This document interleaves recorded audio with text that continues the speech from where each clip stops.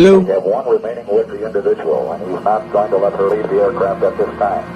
He made me feel very sure that we had a very real and horrifying threat. We don't know who he was, where he came from, or where he went.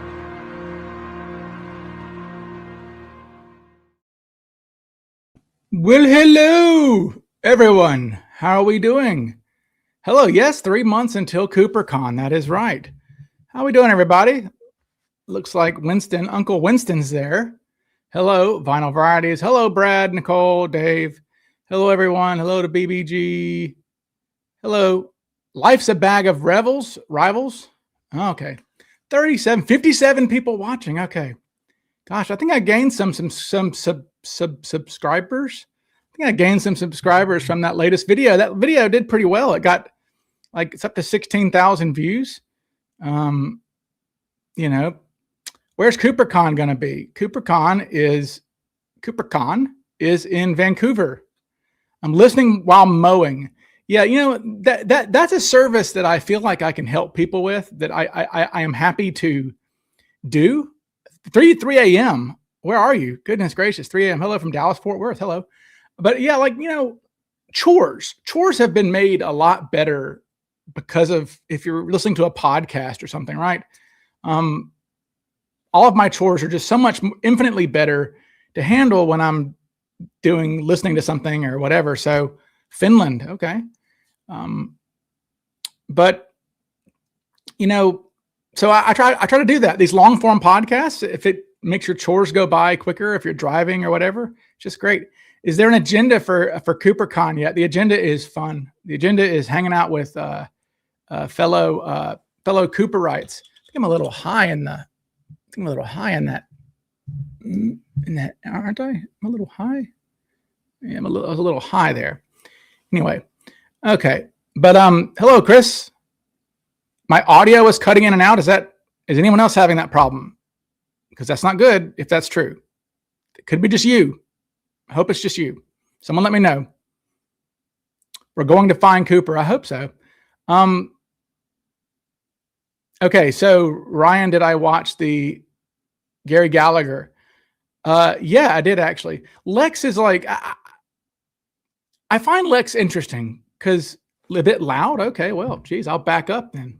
Oh, turn your volume down. I seem a little high. Okay, so maybe I was too close to the microphone. Is that better now, people?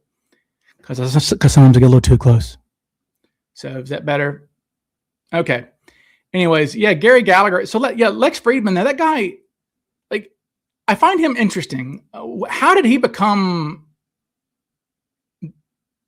such a thing? Because he just talks like this. And so tell me, he doesn't ever seem to have anything really interesting to say. I'm interviewing you and I'm going to talk like this. So the Civil War, do you think the Confederates ever had a chance to win the Civil War? Yeah, I don't know. I seemed high on, okay, well, we'll save that question, Jackman, for something. We'll go back to that. But yeah, Lex Friedman, I don't understand that guy. He just, hey, I'm Lex Friedman. He's just boring. I don't get it. I don't get it. Hey, Oracle. All right.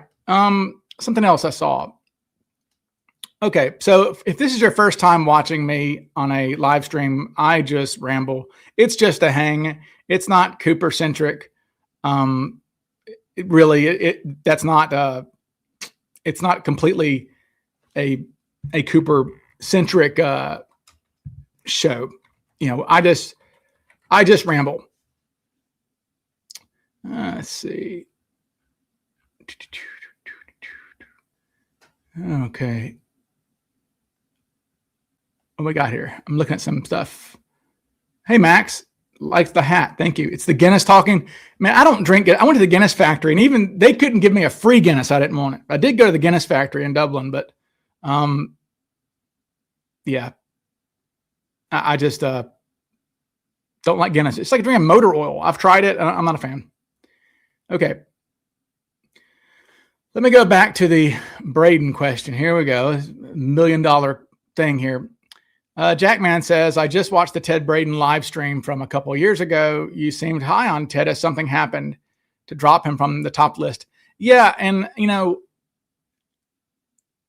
obviously Braden is like, I wish Braden is like your first love. Like Braden is my first real love in Cooper, because I remember when that book came out back in 2020 or whatever, Bruce Smith had mentioned Braden a few times, and there just wasn't a lot of information out there. But Beeson did a great job writing his book on Braden.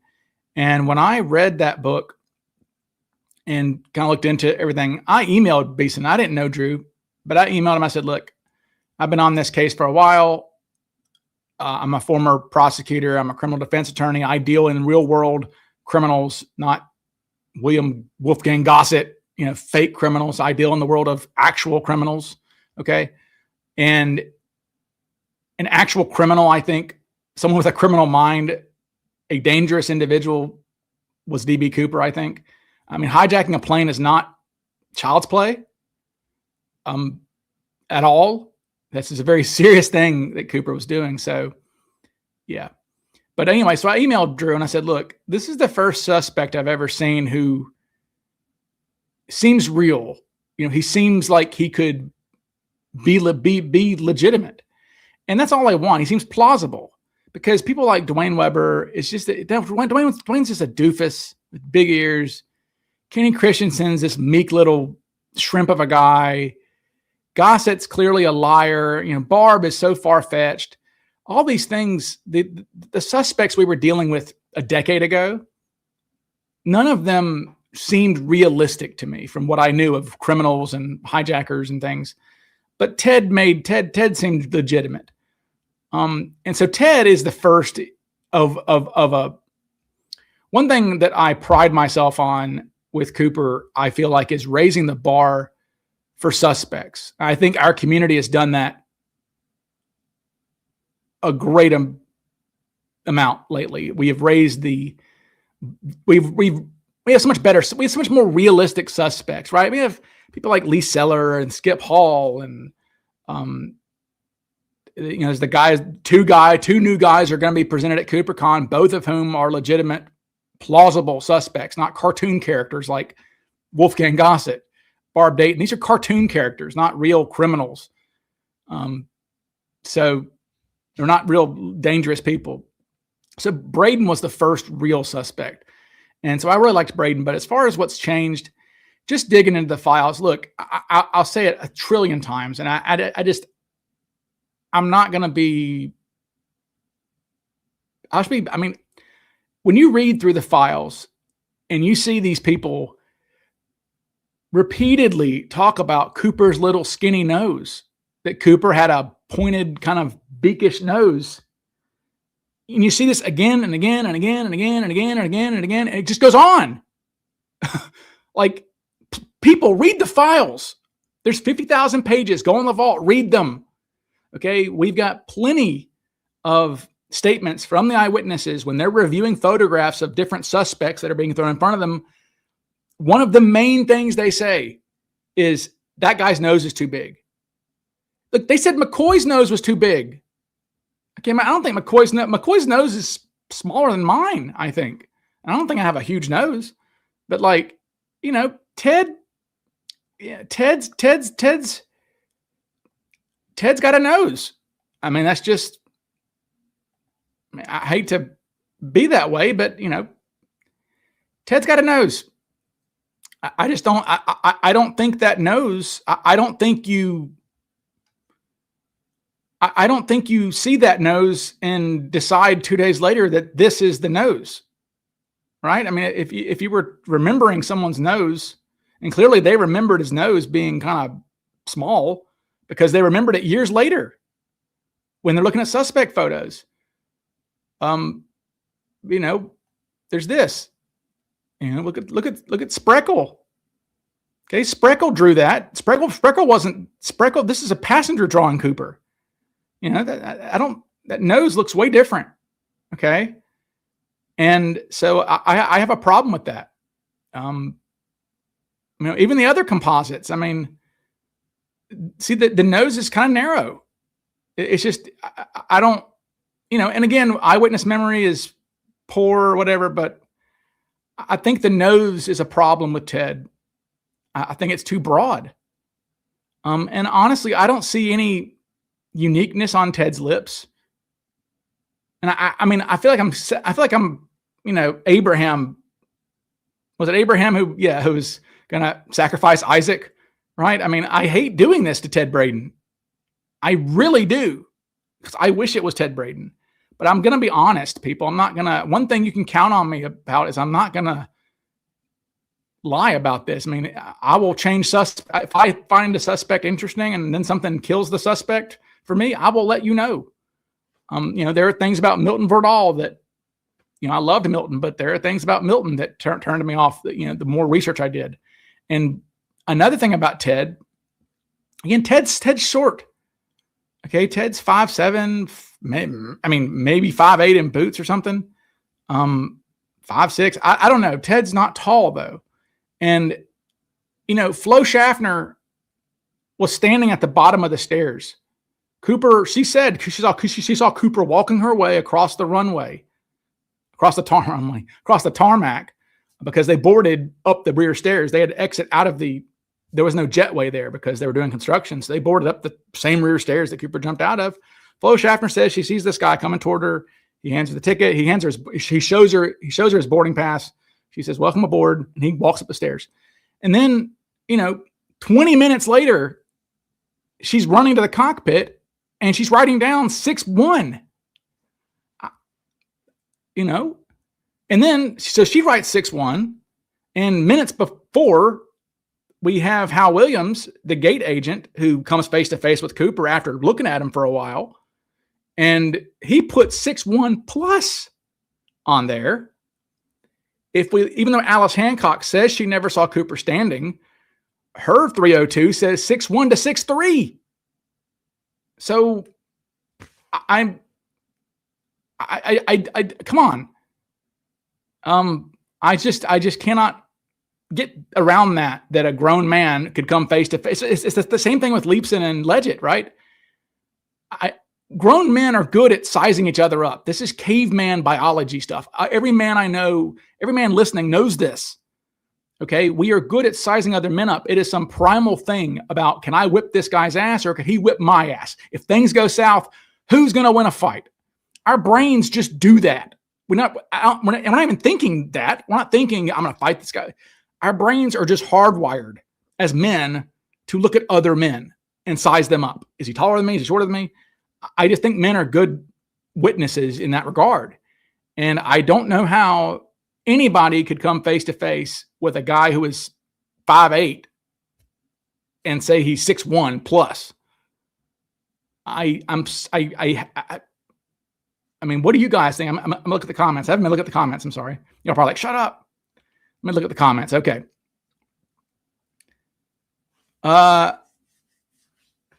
Okay. Ted's a bigger maniac than Skip. Maybe. I don't know, man. Skip's a nut. Okay. Skip's a real nut. Let's see. Bill Mitchell is a great guy despite being vengeful toward those who mess with him. He's not vengeful. He comes to CooperCon. If he was vengeful, he would have nothing to do with Cooper's stuff. I mean, all he said was he would want the guy prosecuted if he was still alive.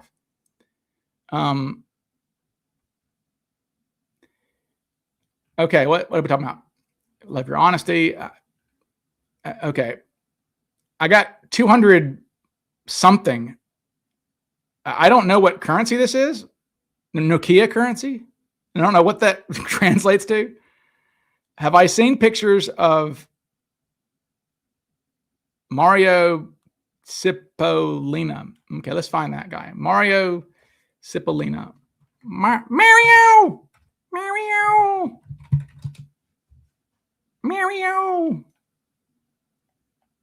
All right. Tina Princess Peach. Oh, okay. Okay. Yeah. That's good. Yeah. Okay. Let me try to Interesting. It's hard to find a good photo of the guy, but I can see what okay. This will be a photo to use here. Yeah, I see it. I see it for sure. Interesting. Okay. Let's do this. Let's do this for the people. Let me upload this for you guys.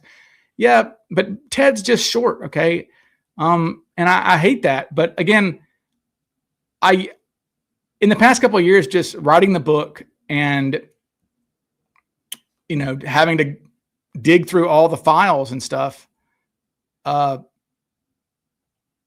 it's just hard to having to dig through the files and all this other. God almighty. Sorry, people. My bad. Give me a second. But digging through the files and reading all this stuff about their height or witness estimations and things like this, I find it really hard to say that Ted could be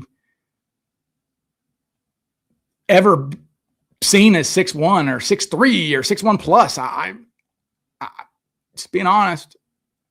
Okay, here's that guy. Yeah. Look at that. I'll be damned. That's not kind of far off from a little bit kind of my AI Cooper. Yeah. Got the long face, thick lower lip, the pointy nose. That's a very Bingish look, isn't it? This guy is a very Bingish for sure. I can see it. Absolutely. I'll be damned. How about that? Howdy from Arizona. My wife and I love your channel. Well, thank you, Joliewis. Only a few people saw Cooper standing. Yeah, Flo, Tina, Hal, and Dennis. Tina went up to 6 feet tall. Hal went 6'1" plus. Flo was 6'1" or 6 foot tall, and two different things. Dennis Lisney was 5'10" to 5'11". Hal Williams 6'1" plus. So Mystery Junkie says I'm 5'9" and I've never been mistaken for 6 foot plus. I mean, come on. $21 in that currency. Thank you. Okay. Take an average of all the witness height statements of those who saw him standing, Captain. That's the thing. People will cheat that. You'll see people with shorter suspects go, "Oh, well, Robert Gregory said 5'9". Bill Mitchell said 5'10", but yeah, they saw him sitting down. I don't take it seriously if I don't know how you could yeah, they saw him sitting down. I don't think so. Sorry. All right. Barb was short too. Okay. I missed your video about the safe house. Can I summarize? No. Go watch it. I'm kidding. I mean, we'll get that in a second. We'll come back to it. Okay. Height is a silver bullet for Ted. I know it is. I mean, again, I hate that. I hate it because I wish it was Ted because of all the work that Beeson's done. I wish it was Ted because Ted would be the coolest Cooper ever, I think. Did Cooper come on the plane after Bill Mitchell? No, Bill was the last to board and Cooper was the second to last to board. Hal's brother was Hal Williams. See, that's something I've never been able to find Hal Williams' height. I wish I could. But Nikki says his brother was 5'8". And generally people are about as tall as their brothers. I mean, I feel like siblings are usually the same height, kind of. Maybe that's me. I guess he didn't leave any footprints in the plane. No. Have you ever talked about the money Cooper bought his drink with on the plane? Curious if the FBI tried to track that $20 bill down. They did. There's a 302. 302s are FBI statements, memos. There's a memo in there where it mentions how the $20 bill that he paid his drink with was commingled with other, Flo put it in her little bag there. Because remember, it was the first money she took because she had to go get change. So it was put in like the money bag for that day on the plane. So,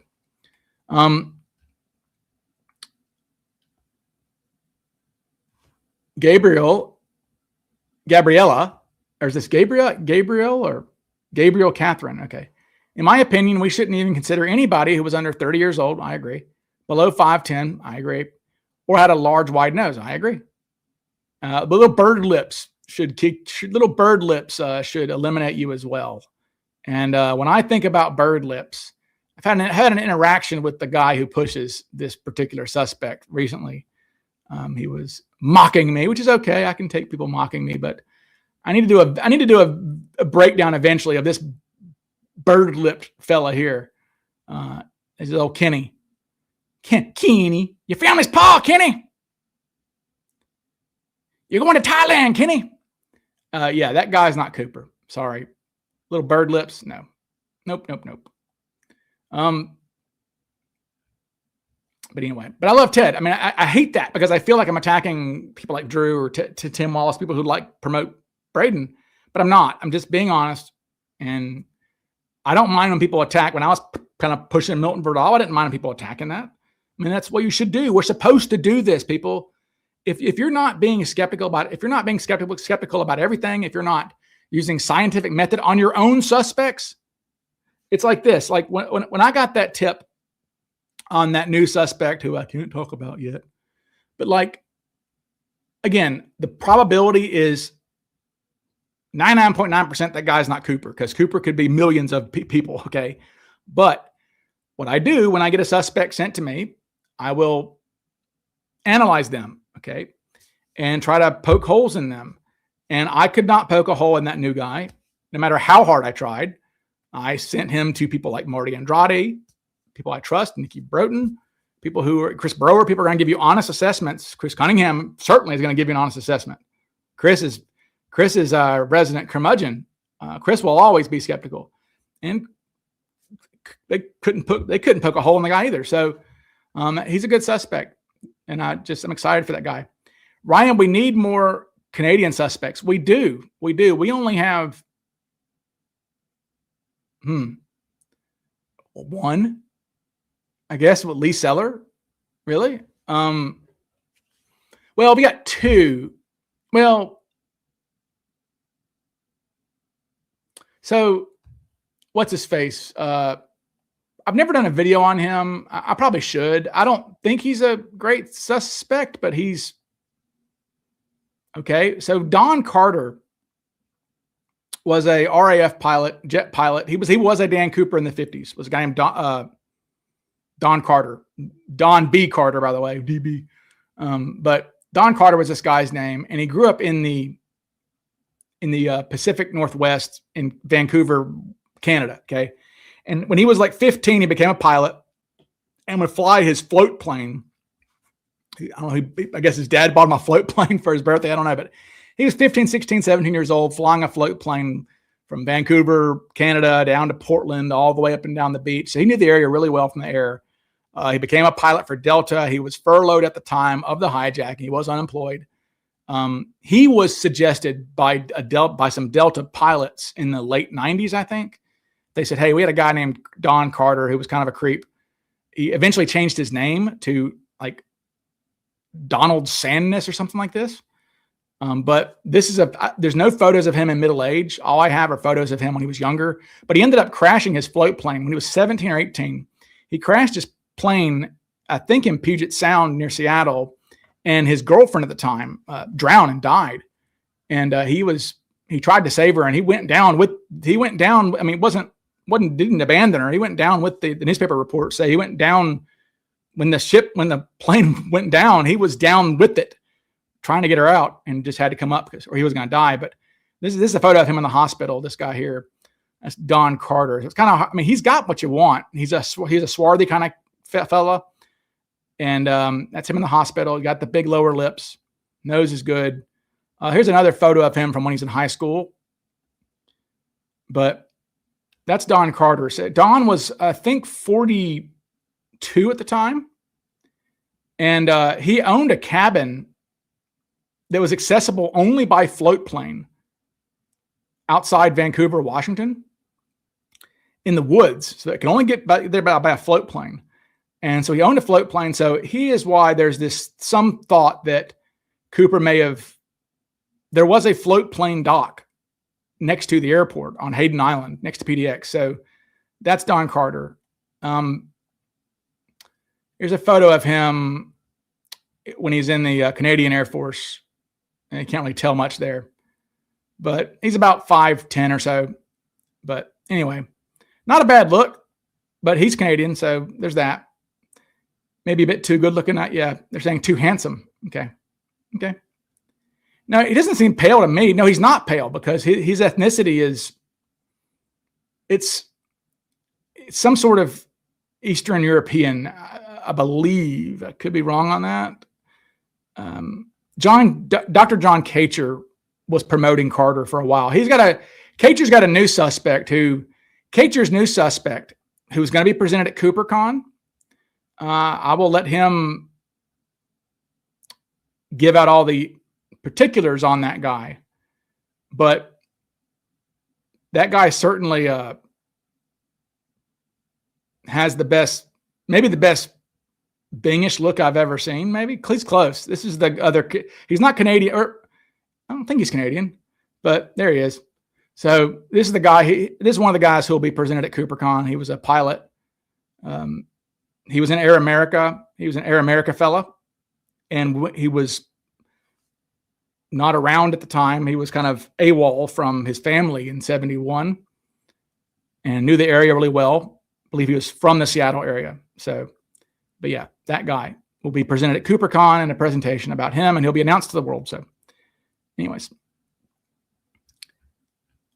but okay.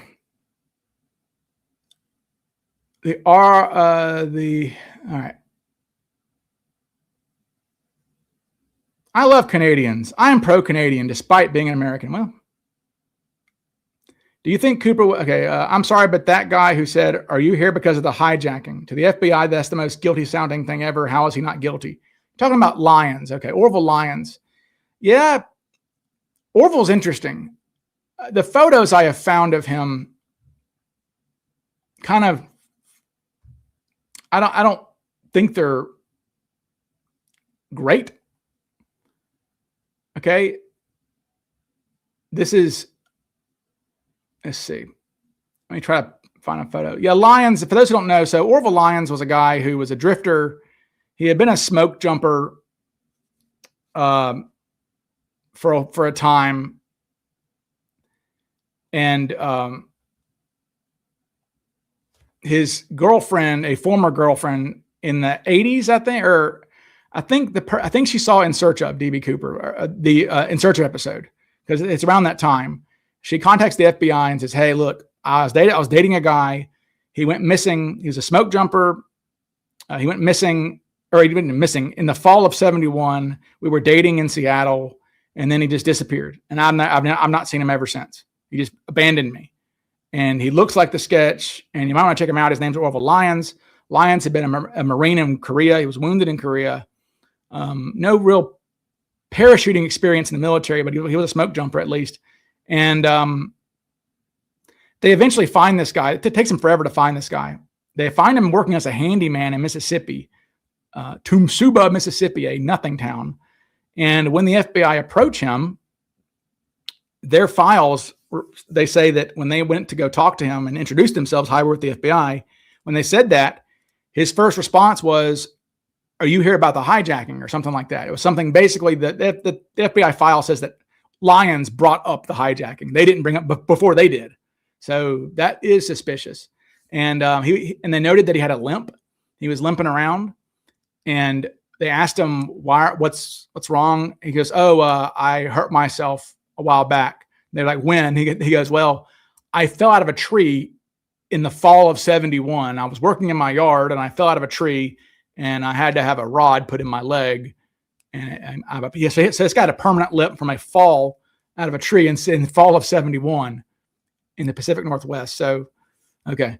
But I don't know. He's good though. But his ears might be a little too big. I'm not sure. This is him when they got him in the mid 80s when they went, remember, this is 15 years after. This is 15 years after the hijacking. So he's older, much older by this time. But this is a photo. I FOIA'd the FBI. I wanted the photo that they took of him because they took a photo of him during the interview. And this is the picture they took. Now his ears are pretty big, but the older you get, your ears get big. So, but that's Orville Lyons. Okay. So if you did some AI age regression on him, it kind of looks like this. If it'll come up. So ears, I mean, the problem with ears, I'll say this about ears.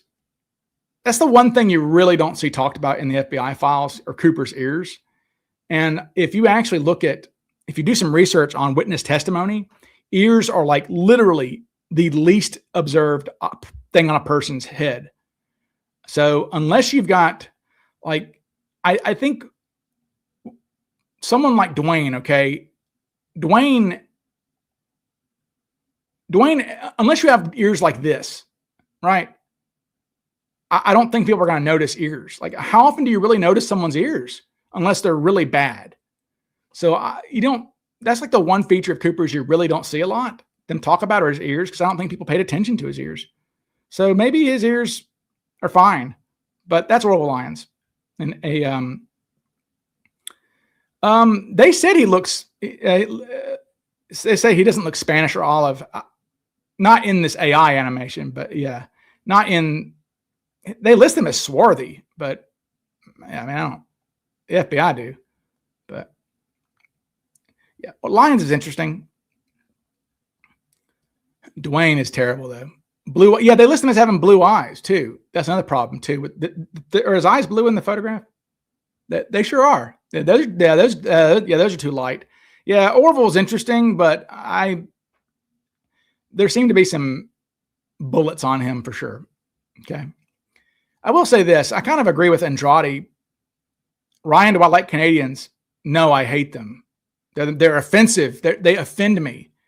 Canadians are just the worst of humanity. They're so unkind and unfriendly. Who hates Canadians? Of course, Canadians are like the most least offensive people in the world. What a weird thing to say. Do you like Canadians? I mean, okay. If 60% of Boeing was laid off, has anyone cross-referenced those people? Yes. Yeah, they did a huge effort. Yeah, there was a lot of effort put into Boeing. Have I met Flyjack? Yeah, no kidding. Flyjack's a Canadian who can be difficult. But Flyjack's just got confirmation bias, that's all. He's not a stupid guy at all, but he just, he's a suspect guy, and I haven't found too many people who push a suspect hard who are willing to come off that suspect. That's one thing that you can say about Eric Ulis, is he's good at that. Now, some of his suspects who he promoted to the media should never have even been suspects, like Vince Peterson and that John Strope guy, or whatever that guy's name was, Mr. Magoo, I call him. But at least Sheridan, Eric's first suspect, is a real suspect, Peterson, but Sheridan Peterson was bald at the time. What is the FBI still withholding? Nothing. FBI is not withholding anything on the Cooper case. They could give a shit. Why are they so scared of releasing their behavioral criteria for passengers? Now, that's the FAA. That's not the FBI. But it's because they still use it to some degree, I think. I really do. But it's, of all the things you think you could find that you can't find on the internet, is that. I spent an entire day, because I really wanted I have a chapter in part of my book is about airline security stuff. And I really wanted to find that profile that gate agents and ticket agents were trained on, where they had selectees. If they thought you were being suspicious, they would pull you out of the line and make you. Basically, the only people who went through metal detectors at the time were people who were gate agents thought were fishy. And I feel like that they told people it was all random. Like, oh, we're going to select 10 random people out of the line to go have their stuff searched. But it was, they were profiling. But yeah, you cannot find that. No matter how hard you try, you can only find little parts of it. Like I said, mentioned standing next to a pillar was one of them. Standing next to a wall was considered weird. Wearing dark was considered weird. Or not. Now these things weren't going to make you be pulled out of line just for one of those, but basically these agents were trained that if they have like 5 of these, then maybe, or not having luggage, being dressed inappropriately. Like if you're on a flight to Buffalo, New York, and you're dressed, and you're wearing flip flops, right? That's odd. Things like that. A convergence. There you go. Their profiling, I don't think it sucked, actually. I think Cooper was unique. Okay.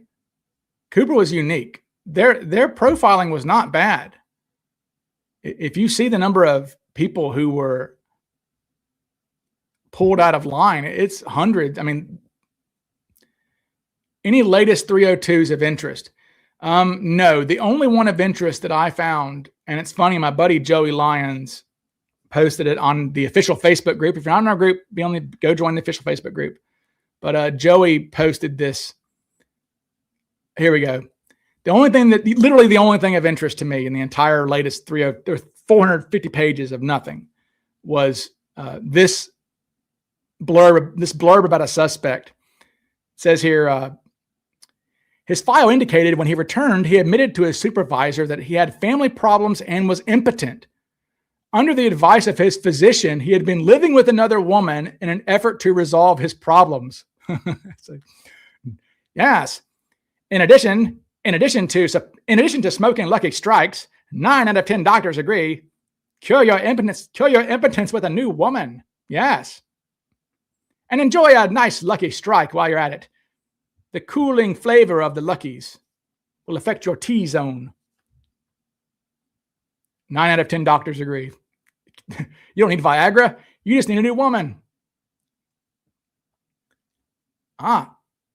Yes. On Seth's podcast, he's going to have a lot of Cooper stuff coming up. So go check out his pod, please. Belong along. So yes. Why didn't Cooper set off any alarms? Yeah, I think he came close. I really think he came close because if you read, Howell was apparently, so the Northwest guys were trained. There's an article that mentions that the Northwest Airlines guys did have this training.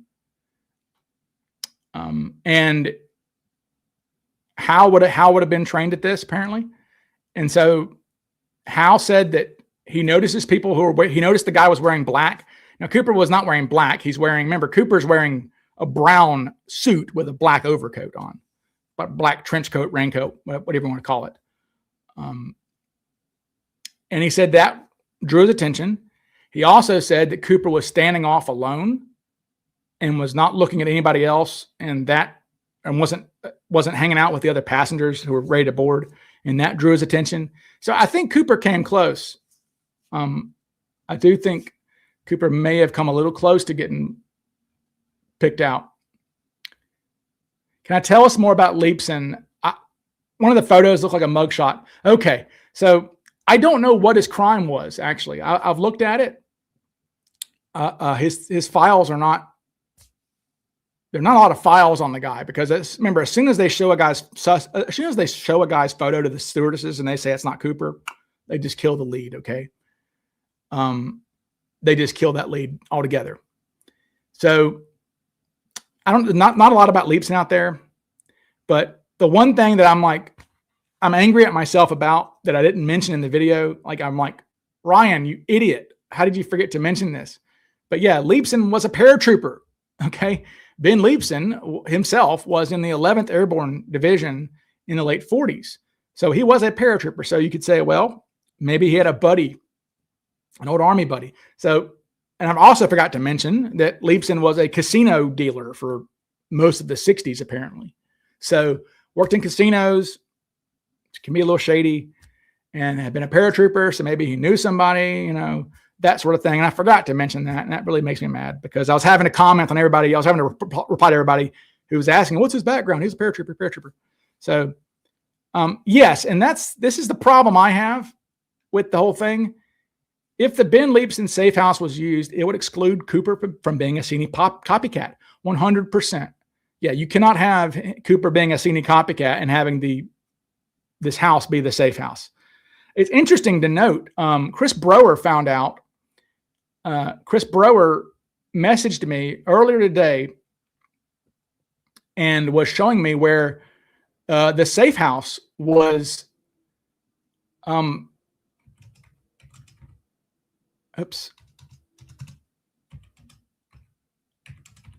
The safe house was sold, actually, or he sold it. Let's see. He sold the house. Still no address though. It's crazy. Like he sold the house for $11,000. Let me put this up for you guys. So this is Chris Brower found where the house was being sold. Let's see. What did he say? What did Chris say? How soon was it? 41 days after the jump. 41 days after the jump, that house was sold.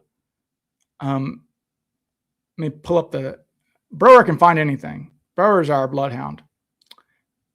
Here it is. This is the ad for it. 3-bedroom house with 1 acre on Confer Road, south of Kalama. $11,000 would take trailer house in trade for equity. Reasonable terms. So, but again, no address for the damn thing. So, okay. Just ridiculous. So, another thing I forgot to mention that I should have. Leonard Leggett himself was a DB Cooper suspect. Yeah. Leonard Leggett on my suspect list is he's like suspect number 585 or something like that. So yeah, Leggett himself was turned in. Leggett ended up dying in 1980. A tree fell on him. He was a logger most of his life, in addition to being a slumlord and owning gravel businesses. And there's another thing that's kind of interesting. He was involved in like sand and gravel, and if you're into Tina Bar stuff, a lot of sand and gravel coming out of there. And so Tweety and Pop. Yeah. The receipt in the house is interesting. So like I said, why look, I've never spent $200 at a hardware store. Now, granted, I've spent $200 at Lowe's. So maybe a hardware store is what they would call Lowe's now, but dynamite's not expensive. You could buy dynamite in 1970. There was an article about this that I found. In 1970, you could buy dynamite at hardware stores, $3 for a dozen sticks. So dynamite was not expensive. His briefcase would not have been that expensive. So I don't know what you'd be spending $200 at a hardware store on, but that is interesting. Yeah, it's a lot of money. So the problem is Dodge Ram saying you probably wouldn't need an address. You could probably go back and do a title search. He owned lots of properties. That's the problem. He was like a slumlord. And there's a lot of articles about him in the newspapers, people bitching about him back then. He owned a lot of property. So it wasn't just that house. And honestly, that house being sold that Brower found might not be the house. He may have owned multiple houses on Confer Road. Confer Road's a long road that goes through Cowlitz County. So can't really say. Does Leggett fit the Cooper look? I think so. I mean, he's not Cooper, but I don't think he's Cooper, but let me see. Where is my Leggett? Here we go. Here's Leggett. There's Leonard Leggett. I mean, he's got the long face, doesn't he? Got the kind of the pointed, beakish nose. I don't think his lower lip is what you want, though. I could be wrong. But yeah, Leggett was a suspect. He was turned in by some people. I mean, he's got a weird lower lip. He's got something going on with his lower lip. Not terrible. Got that crew cut, though. I mean, it doesn't fit Cooper's style. But he was 6 feet tall, and he was about 45 at the time or so. So, yeah. But he was a suspect. Now, he may have been a suspect out of vindictiveness, right? That wasn't uncommon to have people turn people in. That Himmelsbach mentioned that. Himmelsbach's book mentions that. How Himmelsbach's Norjack book mentions mentions that. Let's see. I'm trying to find. I wrote in my, where is it? Try to find this. No, I don't want that. I don't want that.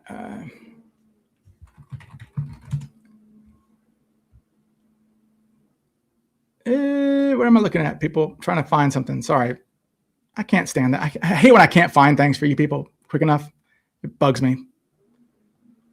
But basically, you could turn people in back then just because, I mean, no one wants the FBI to be showing up to their door, right? And what a way to really stick it to somebody you don't like who might be into bad things by having the FBI pay them a visit. So that it wasn't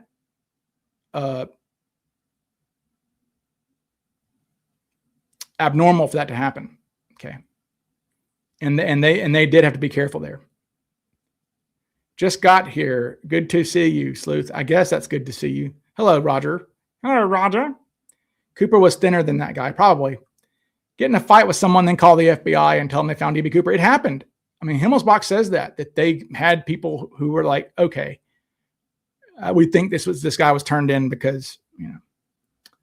Yeah, speaking of dynamite, Dr. Roman is another crazy story. Roman,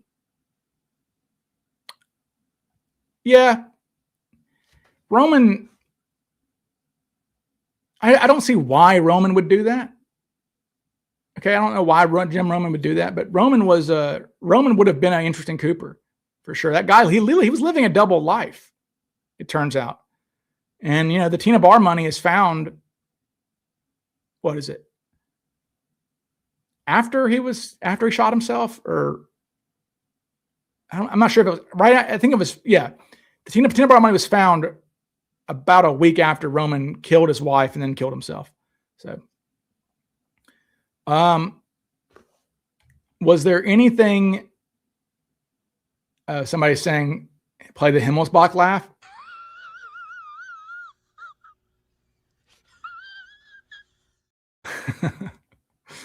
Whenever I do my Kenny Christensen video, that will be in there a lot. Do I put any weight into the letters? No, hell no. No, no. Cooper, this is a guy who got an empty matchbook back. I mean, he got his letters back. I mean, no, Cooper was very cautious, I think. Doc Roman shouldn't be a new name for you. I have 2 videos on Roman. No, 3. So go to my YouTube channel after the stream, go to my suspects playlist. You'll see 3 videos about Dr. Roman on there. This guy was a former test pilot who was also a doctor, who was an astronaut in the same class as Michael Collins. It lived in Washougal at the time. Ends up in 1980, his wife has an affair. His much younger wife has an affair. He goes and shoots the guy dead, then shoots her, then shoots himself. And when the FBI come to his house, or when the local sheriffs come to his house and they search around, they find that he had dynamite, explosives, blasting caps, forgery equipment, police scanners, like all this really creepy stuff. Yes, I did see Ned's interview on Seth's podcast for sure. It was good stuff. Yeah, if Roman was hiding the illegal stuff in his shed, you'd expect him to also hide the money there too. Well, I mean, not if he had spent it. What's your best guess on Cooper's physique? His physique? Well, I mean, I would say that Cooper looks like, I don't know, he's tall. I mean, he's not fat. Certainly not fat. Skinny. I mean, the Cooper that I use, let's see, where is he?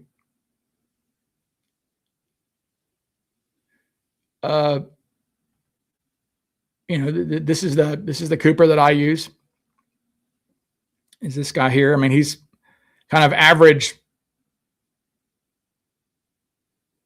size. If you were to have Cooper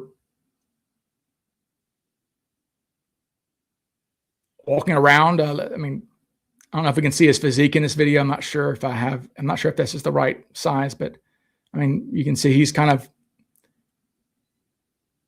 just tall and thin, you know. That's kind of how he's described. He's kind of tall and thin. Any muscle tone? You know, I don't know. Alice said that Cooper did not strike her as being athletically inclined, but then you have the FBI saying that they thought Cooper was in good shape because he's doing this. He must be in good shape if he's doing this. Any connection between Skip Hall and the shed from your latest video? No. Ryan, your favorite and least favorite SCOTUS cases? Oh God, please don't. I don't even know. I can't. I don't like talking about law. Law's my job, not my hobby. What's the actor you based him off of? Nobody. I originally based my first Cooper AI was sort of based on Patrick Fischler.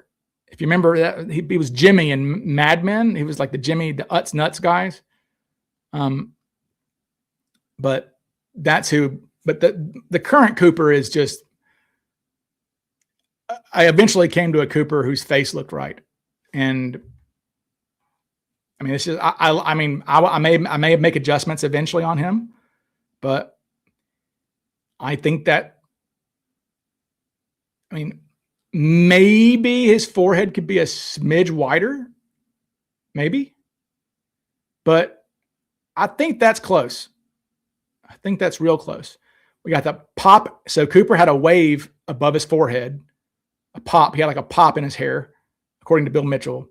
He's got that beakish nose. He has the nostrils that are kind of larger, but lower lip, the eyes, the nasolabial folds are prominent, coming down from his nose to his mouth.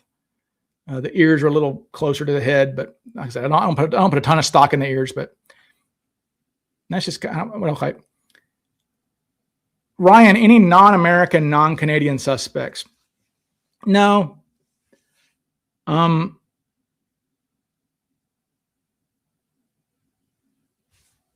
Packer says the pic of Skip. Okay, I'll find that picture. Packer, let me get to that. But as far as foreign, I don't know. I actually don't know of any named suspects who were foreigners. I mean, somebody help me out. Who's in the? I don't think so. Not off the top of my head. So this is a photo that. Okay, so Packer says the pic of Skip in front of the posters in the Free Press office, regardless of opinion of Skip, would be the general physique match. Since Skip was 5'11" and slight to medium build. Yeah, I agree. So this is that photograph he's talking about. Yeah, you can kind of see Skip Hall in that photograph there. Wearing a Towncraft. I do say Skip is the only suspect that we have a photograph wearing what looks to be a Towncraft number 3 tie. So with some sort of tie pin on there too. Not a tie clip, but a tie pin. And there is a spot on the Cooper tie for a tie pin around that area. So that could be the tie.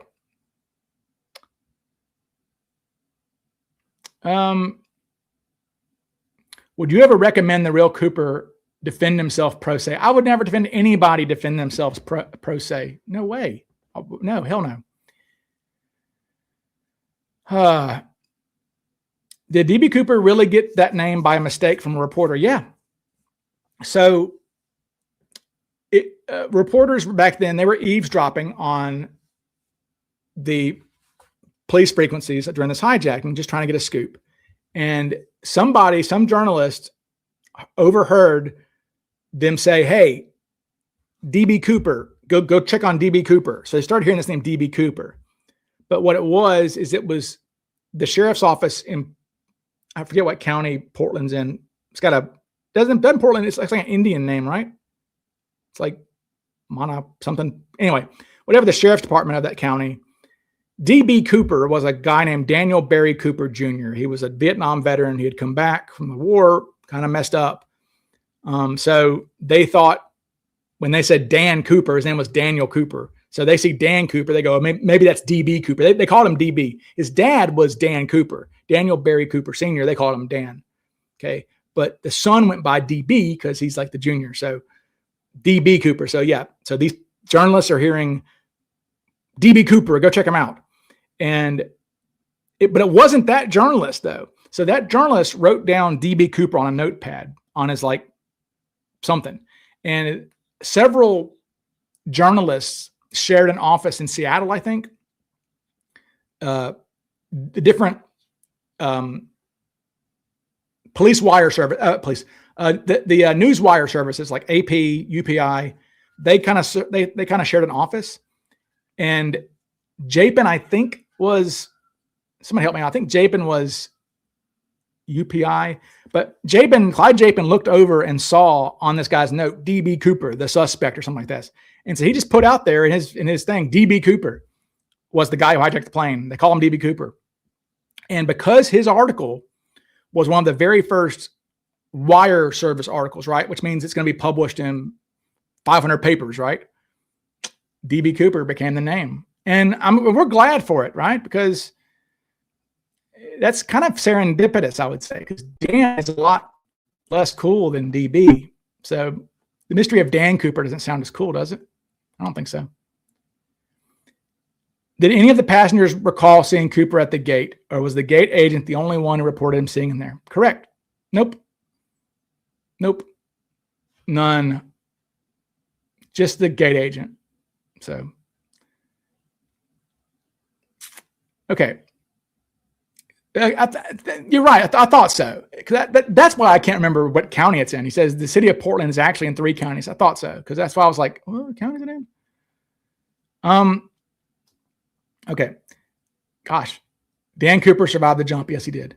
How certain are we that Cooper's eyes were brown? How many witnesses said this? Just one. But it was Flo who had a staring contest with Cooper, right? Flo and Cooper just stared at each other for a little while. And so I think she got a good look at his eyes, but, and brown eyes matches him having a darker skin tone and looking Latin or Native American. So I think, I don't, now it could have been hazel. You could have hazel eyes, green eyes can be brown in low light. So I don't discount I would only discount a suspect if they had eyes like Vincent Peterson or something like that, right? Or eyes like Sheridan Peterson, right? I mean, Sheridan's got, I mean, look at Sheridan Peterson's eyes. I mean, look at that. I mean, that's nice blue eyes. Yeah. So I don't, no. That's the problem with Sheridan. Is not a problem with him. Is aside from him being in Nepal at the time of the hijacking, in a different hemisphere of the globe at the time of the hijacking, his blue eyes and his bald head were a problem for Sheridan. Okay.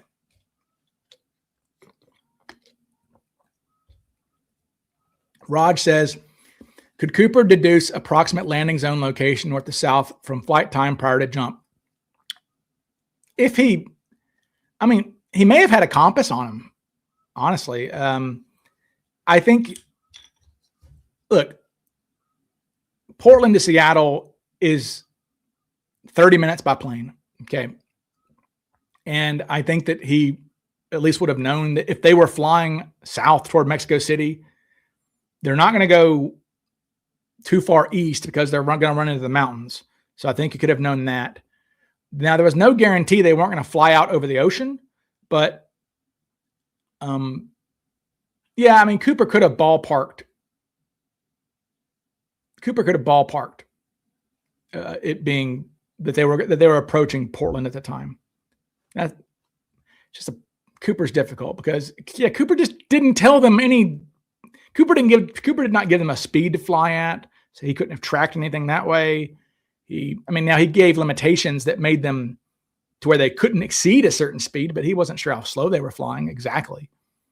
So I think Cooper was really winging that jump. I there's no, I have not ever been convinced that he had a plan precisely where he was gonna jump. I think he was gonna jump somewhere 30 minutes later. I mean, I think he understood the plane was going to fly toward the area where it just makes sense to me that if Cooper starts his day at Portland, then his transportation's there. Now, he could have flown in from somewhere. The problem is if you fly in from somewhere and then you jump out in Portland, then what are you doing?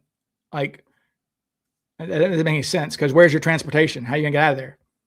Whereas the other copycats who did fly somewhere, like McCoy flew from Utah to Denver, then took a flight from Denver to LA.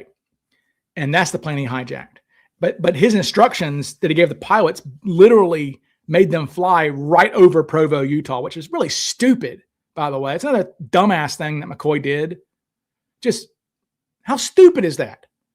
Like, you're just literally telling them, you jump out where you live. I mean, that's what got him caught, is that people are like, oh my God, they said the skyjacker jumped out of a Provo, Utah. And they're like, wait a second.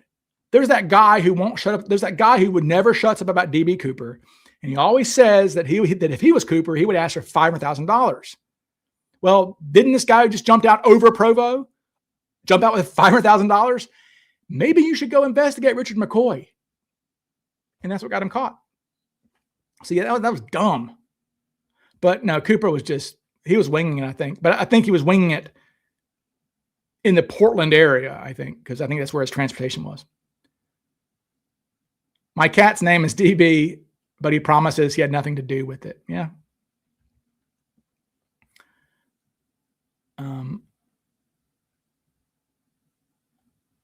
If you could travel, ooh, that's a question. Ooh. If you travel back in time, would you rather be on the DB Cooper flight or the Titanic? That's like having to choose between my kids. You know, that's the whole, like, if you have to choose between your kids or whatever, like, that's it for me. Gosh. Because I know about as much about Titanic as I do about the Cooper. Those are my two things. Holy crap. I really don't know how well, okay. I'm not going to, I know I can survive DB Cooper flight. I could survive the Titanic for sure, because I would know where to go. Okay. Look, to survive the Titanic, all you had to do, if you were a first or second class passenger, all you had to do was go up on the promenade deck on the starboard side of the boat. That's it. I mean, remember, the ship is listing. Yeah, list is side to side, right? Yeah, it's listing to port, because even though the iceberg hit the right side, the starboard side of the ship, it was listing to port for whatever reason, and so people's natural inclination is to walk downhill if you can, and so more people were going to the port side of the ship to board lifeboats. The starboard side, nobody was there. Those are the lifeboats that you see that were famously launched with 12 people in them, because they're like, hello, anybody, men, dogs, does anybody want to get in this boat? Where's everybody? You know, and another thing to remember too is how dark it was. There is no movie that has ever done that justice, really, of how dark it was. There was a BBC documentary, a BBC movie that came out in like 2012 about Titanic that has a really good dark Titanic sinking, but still it's too bright. It was really dark on deck. But yeah, you go to the starboard side go to the starboard side of the ship, and you can get in. You can get in a lifeboat. So I could survive the Titanic, but I guess I would choose DB Cooper flight, though, because of my current status, I guess, as DB Cooper sleuth. I would like to see the guy, because I would know if it's which suspect it might be or might not be. So that would be a cheat code, right? So yeah, I'd be able to cheat. Now, if you said I was on the flight and couldn't see Cooper, then screw that. But Women and children first. Any male was a coward. I don't think so. No, that's bullshit. No, man.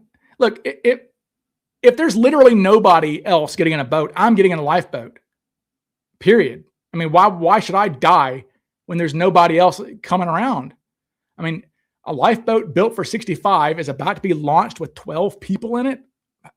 Okay, I'm jumping in. What was the tickets on Titanic for second class? What do you mean the tickets? I mean, is Ocean Liner Designs your other YouTube channel? I wish. I like that guy. He's a good dude. I've actually spoken to him. He's all right. He's making some money on YouTube. I don't make any money, but he's making money on YouTube. That guy. What do you mean? What was the tickets on Titanic for second class? I mean, second class is like coach, I guess. I mean, it's just like flying coach or something like flying coach or business class. I don't know. I mean, I assume most everybody here, unless you're rich, would be second class passengers on Titanic. Okay, that's just like middle class. I mean, literally middle class. I could beat up Cooper single-handedly. I don't know. McCoy was only McCoy. Yeah, listing is side to side. Okay. McCoy was Cooper. I hope that's sarcasm. Don't get me started. I hope that is I hope that is sarcasm. Will you let me know if that's sarcasm decompiling? I mean, let me know if that's sarcasm, because McCoy he got the FBI twice. Oh, you are actually a McCoy person. Jesus. How did he get the FBI twice? He was caught within 2 days the second time. McCoy's an idiot. McCoy's not Cooper, my God. Come on. Like, you can't, I mean, look, it's okay. It's okay, people. I have a soft spot for everybody who's a McCoy person, as long as you're not a jerk about it, because a lot of us thought it was McCoy. Okay, you see the creepy guy on Unsolved Mysteries. Hey, he did the same thing. Well, yeah, but so did 5 other people. Okay, McCoy's not unique. Again, decompiling, I don't want to get into it. People will get bored of me saying it, but please go to my YouTube channel and go look at any of my McCoy videos. There is no chance McCoy was Cooper. Like, zero, none, full stop. It would be great if he was Cooper, because we could solve this thing, go home. But there's just no, I mean, look, it wasn't McCoy. Let's say, if there's no ifs, it wasn't. Look, McCoy had a speech impediment, people. Okay? McCoy had a speech impediment. Decompiling, McCoy had a birth defect. He talked like he had a lisp. Okay, he had a heavy lisp. He had a heavy lisp and a high-pitched southern voice. In fact, his voice was so odd. His voice was so odd that the pilots of his plane said, we thought he was disguising his voice. That's how odd McCoy's voice was. Cooper was described as having a pleasant voice, whatever that means. A low voice, low, pleasant, with no accent. So no lisp. Okay, you cannot fake you cannot not have a lisp if you have a birth defect that gives you a lisp. You can't help it. And yeah, here we go. No, I'm not gonna get into it. But just go watch my videos decompiling. It's okay. We're not mad. Most of us in here, maybe we're McCoy people at some point. It makes sense. You go, oh, well, this guy did it too. But then you spend a little bit of research on McCoy. You go, oh shit. Yeah, that guy can't be Cooper. Like, there's just no way. You can fake a lisp, but if you have a lisp, can you not fake it? Can you not have a lisp? That's my point. Cooper did not have a lisp. McCoy had a lot of confidence that day. Yeah, no, it's not McCoy. I mean, come on. And again, Cooper's got sagging skin, a turkey neck. McCoy is a fit 28-year-old, okay, in good shape. Cooper was kind of sagging skin. He had a wrinkled mouth. He was smoking cigs. McCoy was not a smoker. It was just a million things. We want a hair slide, not a hair lip. Okay. Ryan, how do people find suspects? And how would one do the same? Good question. Interesting question. How do we find suspects? I really don't know. Every different way. Okay. Several suspects are because people think their family members are Cooper. Lee Seller is a suspect who I got an email from his nephew who said that I think maybe my uncle was Cooper. He was a Canadian who went missing in 1971. Maybe he was Cooper. Turns out to be a good suspect. Uncle L.D. Cooper, right? His niece Marla promotes him. Usually it's family, but I think I'm most proudest of finding Milton Verdal with Nikki and Chris Brower, because we went through a lot of people to get to Milton Verdal. I mean, 100 or 150. I mean, we did a lot of research on anybody who we thought would have had contact with a certain tie particle that we thought was unique at the time, but it turns out it's not. But we did a lot of research to narrow it down to him. So we did that. I don't really know how to answer that question. Sean Connery is a better suspect than McCoy. I should have sent the money to the Marx Brothers. I should have sent Tina to the Marx Brothers. Can I demonstrate how Cooper tied the money to himself? Eventually, yes. I am going to make a video where I do the whole thing. I wear the clothes. I put the parachute on. I tie the money up. I am going to do an experiment where I try to do all of that and figure out how I would tie it to myself. That will be a hoot to watch when I put that parachute on and do all that. But eventually I'll do that.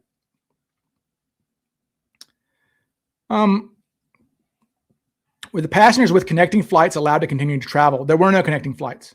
So it ended there. It terminated there. So that was the final stop for the night. It terminated in Seattle.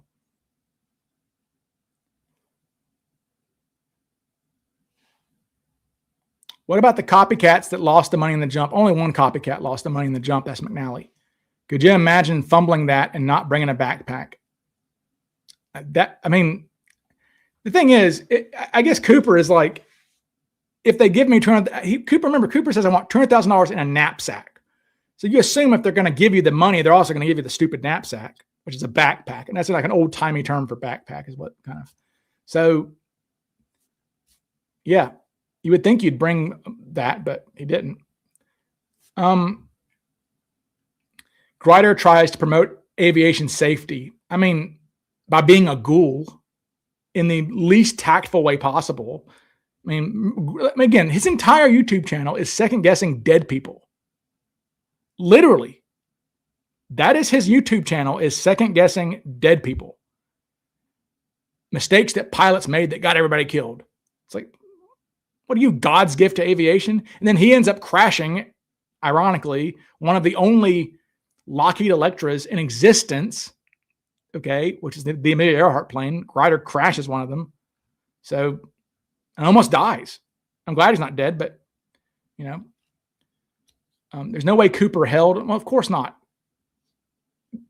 We know that Cooper tied the money to himself. I mean, he spent an hour and a half doing that.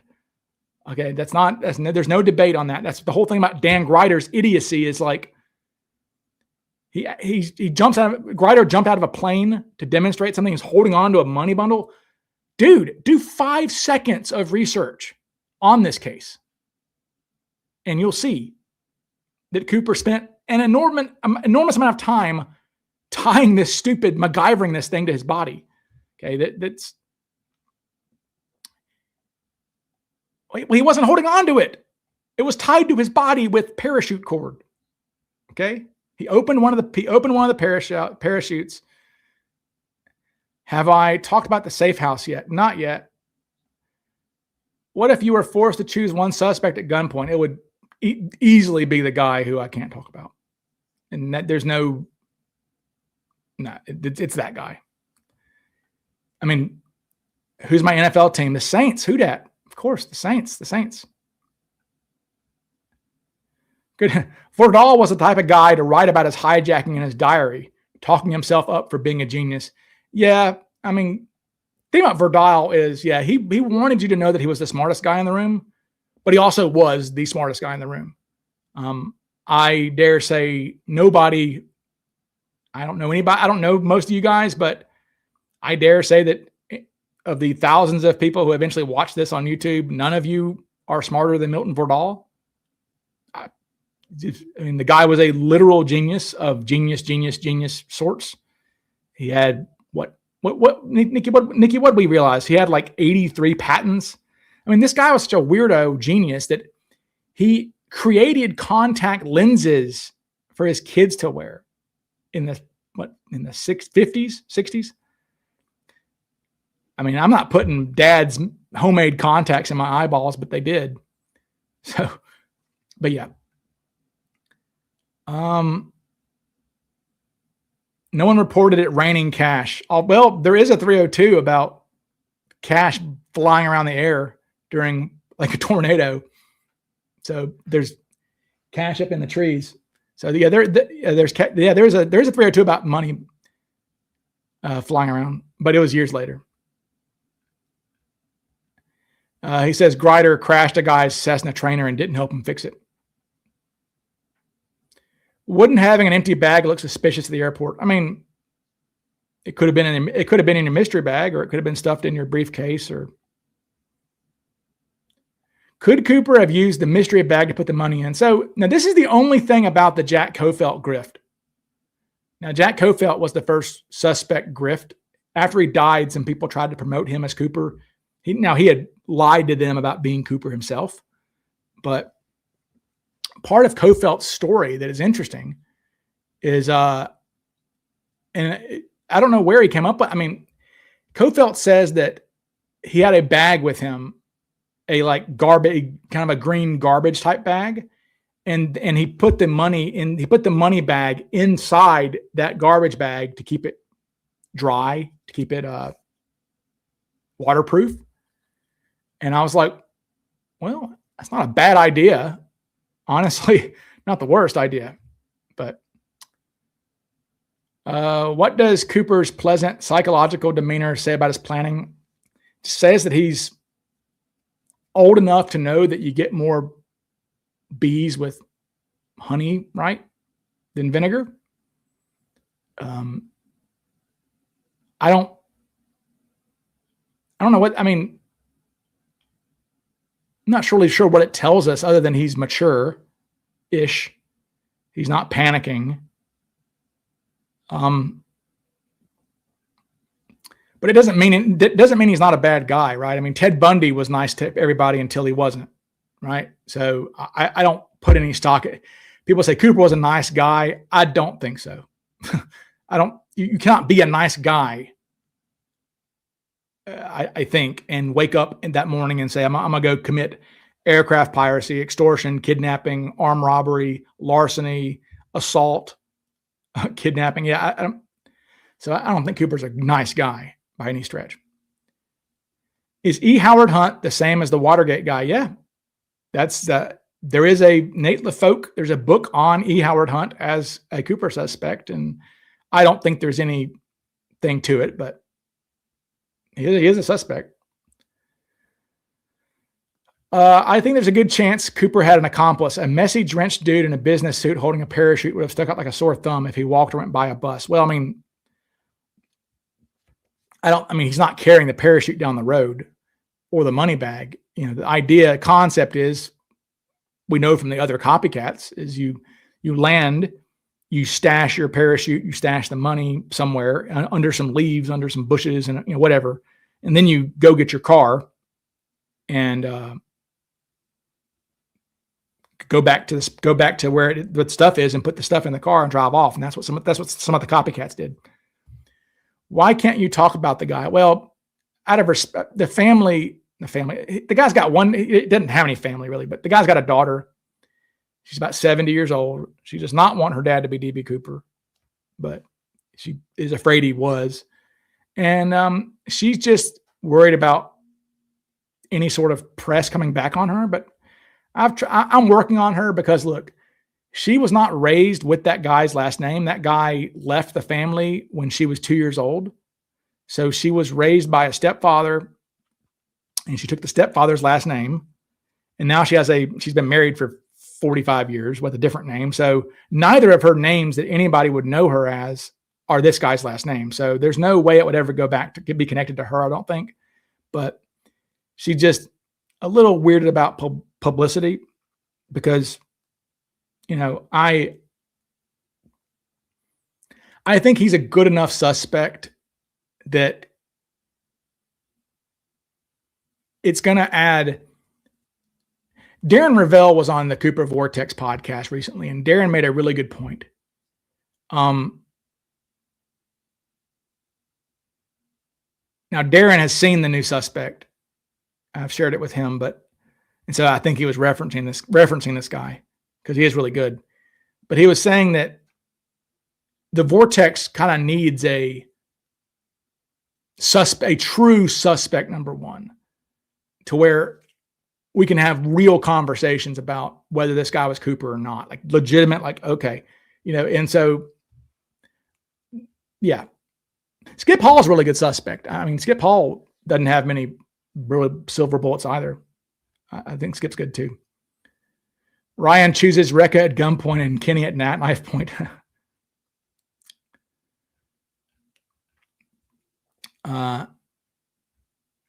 Vordahl saved Ryan and Maya's life. He helped. I mean, my grandfather was in the 31st Infantry Division, the Dixie Division, in World War II. And the Dixie Division, they were slated to be, if you look at the plans to invade Tokyo Bay, we were going to do an enormous Normandy type thing in Tokyo Bay if the Japanese had not surrendered. And you might have been killed, and I might not be here. If the reference is Vordahl helped out Vordahl did something that saved the atomic bomb, that saved the Nagasaki bomb at least. There was something that he solved. He worked for the Manhattan Project, and he solved something. He got like an under the table thanks from Congress for it even. So that's what that reference is for. Bobby Abear, the Cajun Cannon. Bobby Abear, Saints fan. Who dat? Does Bruce still believe alternate flight path? No. I don't. No. There's too much evidence out there that it's not, that it wasn't. Are there any outlandish paranormal theories? Not that I know of that people talk about. McCoy is pretty outlandish theory. If you know about McCoy, it's pretty outlandish to suggest that he's Cooper if you know the facts. Mystery bag, you say? Yes.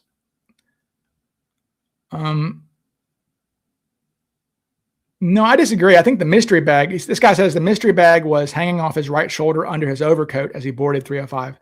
I think the mystery bag was inside the suitcase, actually. I think so. I think that the mystery bag was inside the suitcase, keeping the bomb from moving around and stuff, I think. Chances that Cooper had a prior criminal record? High. Very high. You don't wake up one morning and do that.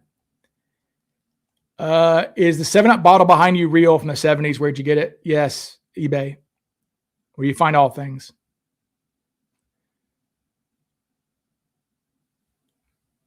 Yeah, Mac's a nice guy now.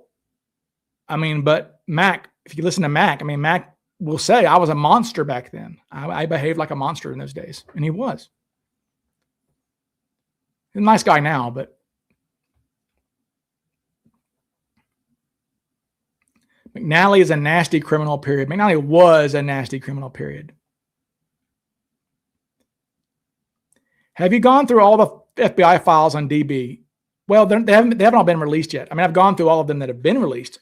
We still think there's maybe even, we're not sure, honestly, how many files there are, but Mark Zaid, who was the guy who got the files released when he sued the FBI to have the files released, at least I believe he thought there were about 80,000 pages. And we're at like 56,000 now or something like that have been released. So we still have some pages to go. So there might be some things out there. Bill Mitchell's side profile sketch that he drew, maybe out there coming, which would be great. Bill Mitchell drew a sketch of Cooper's side profile and gave it to the FBI a week after the hijacking, and we've never seen that. So it's in there somewhere. Let's find Canadian suspects.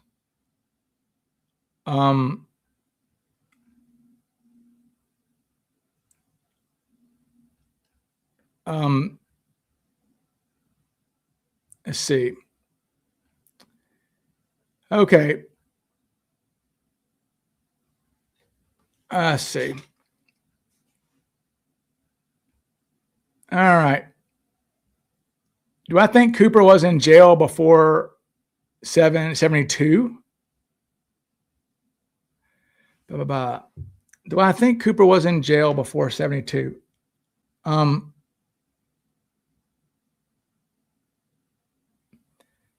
Let's see.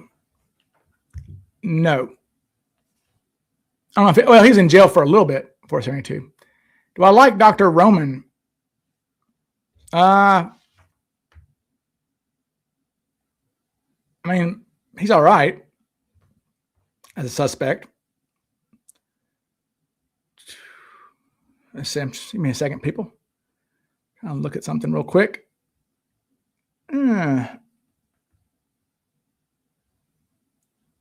right, what we got here?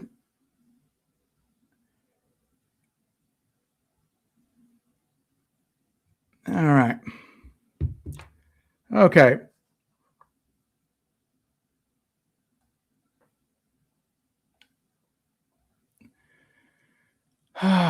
I'm still confused if Cooper was aware of the flight path that they did. Back then, they would fly towards VOR Taos. Maybe he knew. The problem is Cooper.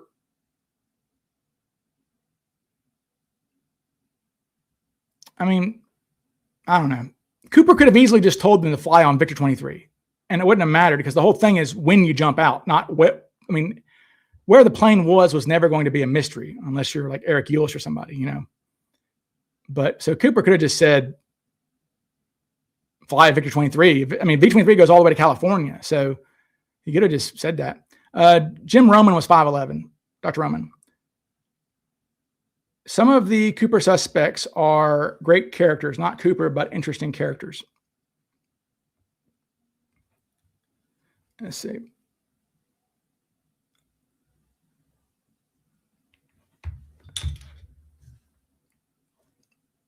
All right.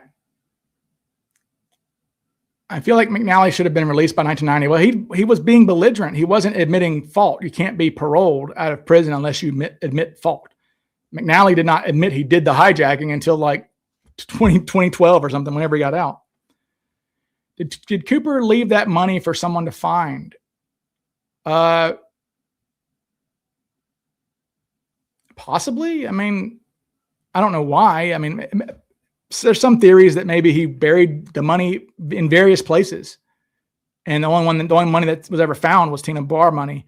And maybe he knew he couldn't spend the money, or I don't know. That's just some theory. I mean, Tina Barr is no habla inglés for me. I don't know. Okay. Has McNally ever expressed remorse? Absolutely. Sure. For sure. I mean, it stole 38 years of his life. You don't think he has remorse for that? Heck yeah. Heck yeah. What's my most odd food combination? Mine is cottage cheese. Most odd food combination.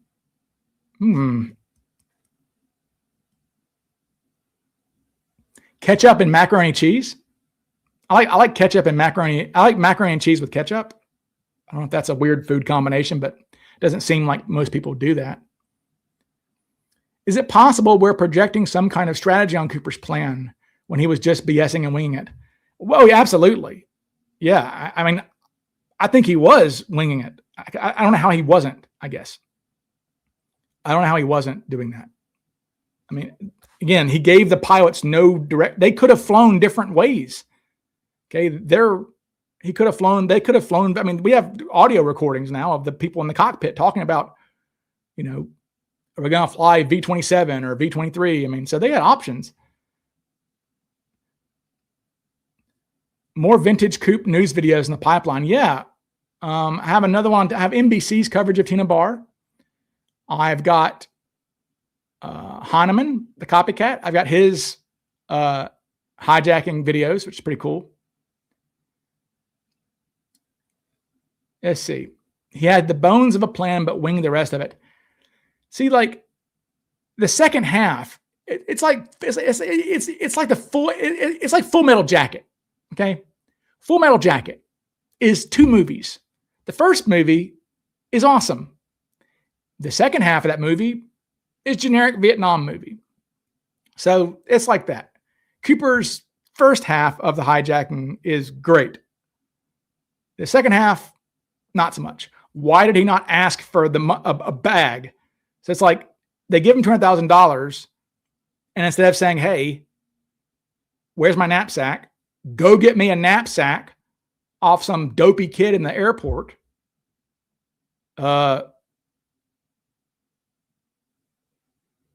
He didn't do that. He spent an hour and a half MacGyvering the money bag to himself. So, yeah, Cooper's second half is just weird. The second half of the hijacking is bizarre. Who was Russell Erxleben? No idea. Does the new suspect that you can't reveal yet have any reason to say that he wanted the money in U.S. currency? Not that I know of. What a career Dr. Roman has. He has everything in his CV. I know. Roman is, he did everything. Literally. I mean, let me think of Roman's career path. It's like, let's see. He was in the infantry in World War II. Then he goes to Purdue, I think, and became a mechanical engineer. Then he joins the Air Force and becomes a test pilot. Then he begins getting a medical degree. He gets a medical degree through the Air Force, becomes an Air Force doctor and test pilot at the same time. He was testing. He was like, hey, I'm a doctor and a test pilot. So he was testing on himself. He was doing experiments on his own body when he's doing pulling G's and things like this. He has all this equipment strapped to his own body, and he's taking his own readings for data. He was his own guinea pig. Then he gets selected by NASA and becomes an astronaut. But they thought he was more valuable being a doctor astronaut than being an actual in space astronaut. And so he becomes the chief of cardio whatever for NASA in the 60s. Then he becomes a physician, a MD in Vancouver for the last 10 years of his life. But he's also a quack doctor. Remember, the FBI find out that when they're investigating him, that he had been sued many times for botching surgeries, including performing a kidney operation on a woman where he accidentally cut her breast off. How does that even happen? Okay. So, Ryan, will Eric Ewes be returning to the CooperCon stage for the first time in 3 years? He will be. Yes, Eric will be back. He's back in the saddle. Ryan, he waited so long for the refuel. He was not going to wait for a backpack because that would take 3 hours. Yeah. I mean, judging by how long it took to refuel. But hey, Ryan, have you ever looked into Leslie Norman Bradley? Yeah. But that guy was bald. Bradley would have been a good suspect if he wasn't bald, I guess. But no, Bradley's got all these connections to Skip Hall, though, I think. Ryan, are there still more unreleased FBI files? Apparently, they have lots. I mean, we think maybe 30,000 more pages. We're not sure, though. Hey, Ryan, what's new at the DB Cooper convention? Well, Eric's going to come back. We're going to have 2 new suspects revealed. Going to have a Skip Hall update. Going to have Dr. Ron, the hydrologist, doing more Tina Barr stuff. Tom Kay is going to be doing his latest tie particle stuff. It's really cool. I'm going to be doing a guy who is a bomb expert is making a very, very nice replica of the briefcase bomb. He's buying a briefcase from that time period. He's putting it's Acme dynamite, but he's making an accurate replica of the bomb. and because he says I need it behind me, and I do. And so we'll be doing a presentation on that bomb and discussing the bomb stuff a lot. Conventions in Vancouver, Washington, every year, November. I skipped some super chats. I'm sorry. I hope I haven't. I'll go back and look. I'm curious, were any Northwest Orient airline crew attendants given any type of training for dealing with hijackers before 71? Yeah, they were. Yeah.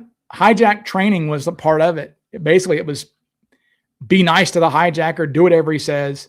They told them for a bomb, they did explain to them where to put it. There's a spot in the galley. They said, put it in the galley and like throw a bunch of blankets around it or something like this. So have any of the stews ever visited CooperCon? No, but trying to get Alice Hancock there. Alice Hancock is maybe in play. We never know. But of the three stewardesses, Alice is the one who would be most likely to come.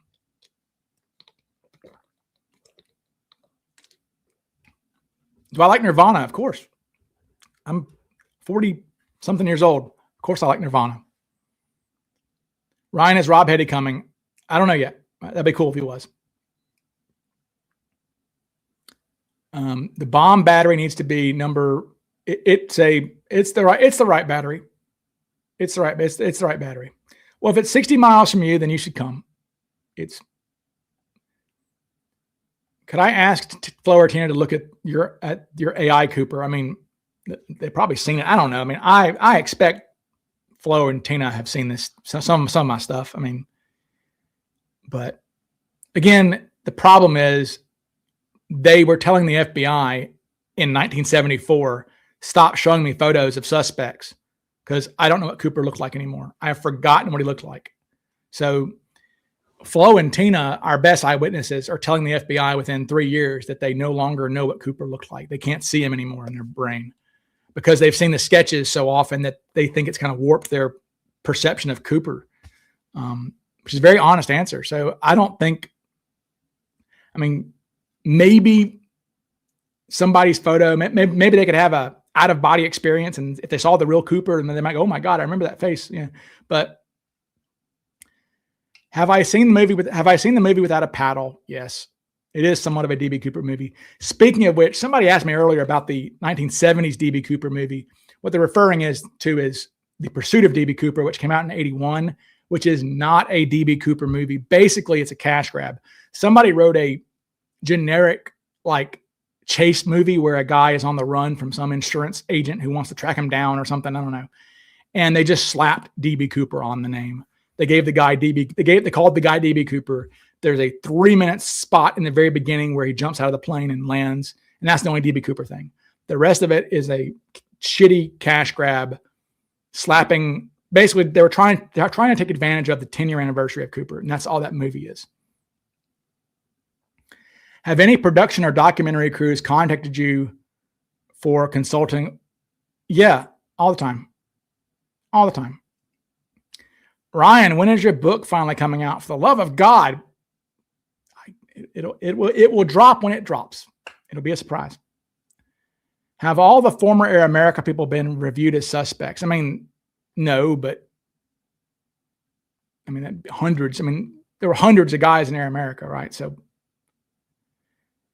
Kid Rock does have a thing where he says DB Cooper and the money he took. Do I have that? Do I? Oh, I don't have that. I'll have to add, I've got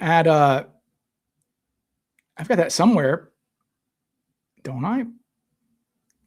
Yeah, I actually here we go. Yeah. I actually put that line to a DB Cooper video I made. It's uploading now. I'll play that in a second. But yeah, Kid Rock does have a DB Cooper line in there.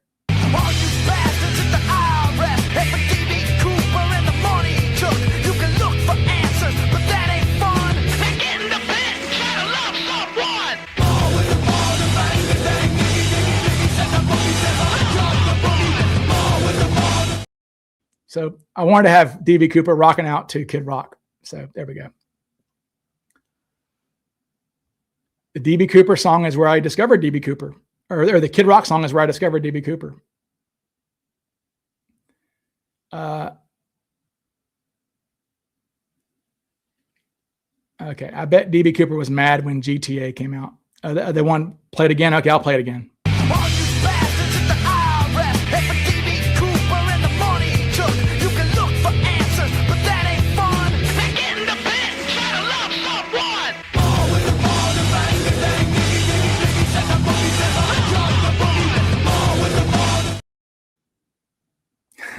It's funny. Good times.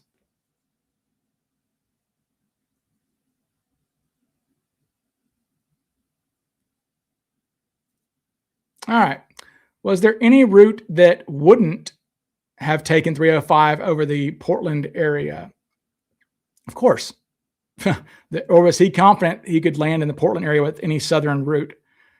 He seemed to be confident that he wasn't going to jump out over the ocean. It's just so strange because there's no disadvantage to saying fly Victor 23. Like, I mean, the other copycats, they gave their pilots precise degrees, instructions, follow this and go this speed and make your heading 92.1. I mean, they were real precise because you're not going to hide the plane. The mystery isn't where the plane is. The mystery is when you jump out. Cooper had no idea he was going to cause a pressure bump and that they were going to figure out. I guarantee you, when he realized that they were searching woodland after he had, remember, there were no boots on the ground for 36 hours after he jumps out. So Cooper's long gone by then. I'm sure when he sees the news, they're searching in woodland. He's like, how the hell did they know that? So, yeah. Did any of the Cooper copycats try to fly the plane themselves? No, but Heinemann threatened it. He said, I'll fly this plane myself. I know how to do it. Heinemann was crazy, but Heinemann threatened to fly the plane himself. The pilot said, I don't think he knew it. The pilot said, I don't think he could have done that. But I loved your cut of him landing in the wedding party. Yeah, that is funny because, yes, Cooper jumps out possibly directly above a wedding that was a wedding reception taking place. There was a wedding reception that night that at the moment he jumped out, 8/11, happening on the country club at the Lewis River Road Country Club. There was an outdoor reception they were doing. And yeah, Cooper could have landed there.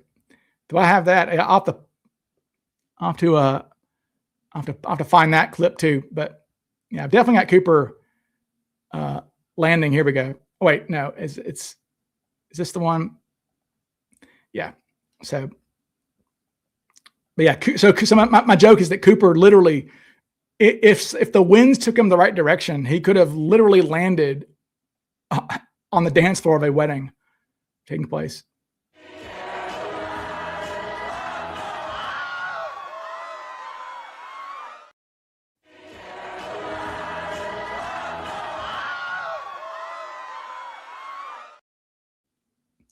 It's fun. Sometimes we have to have fun. Like my like this one. This is fun, right? I don't know why I just decided to make my AI do this. You can do anything with AI, right? So why not have AI do this?